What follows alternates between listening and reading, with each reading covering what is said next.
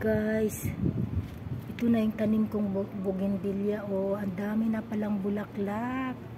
Grabe, lahat na ng mga dulo niya. Yung miracle lang na bougainvillea ito. Yan oh. Ngayon ko lang nakita dahil ngayon lang ako lumabas ngayon sa rooftop dahil napakainit na dito sa Saudi guys. Yan oh.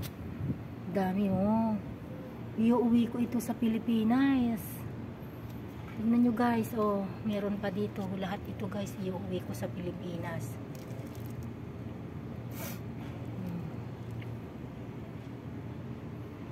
Pinuto, ano ko lang ito.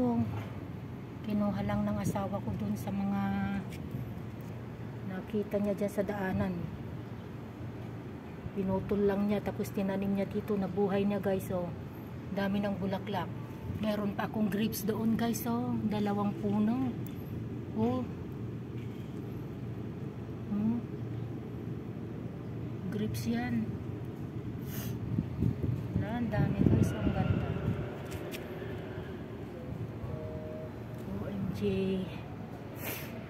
Ayan. Ang daming puno. Iuwi ko sa Pilipinas ito guys. Hindi ko alam kung paano ko iuwi lahat yan. Namatay na yung sibuyas ko dyan. Pati aloe vera ko namamatay na. Saluyot ko na. Mayroon pa akong ano dito guys, oh. Oh. Guava.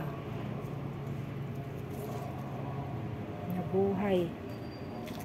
Mga saluyot ko nalantana. Yung aking lemongrass. Dami oh.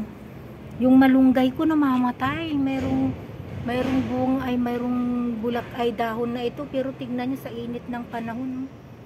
Nalantana. Meron pa ako dito isa. Ito guys oh.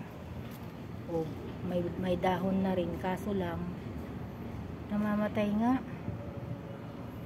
Lang ganda talaga yung bougainvillea ko guys oh. Dami ng bulaklak. Paki-likes and share naman ito mga guys. Thank you for the support.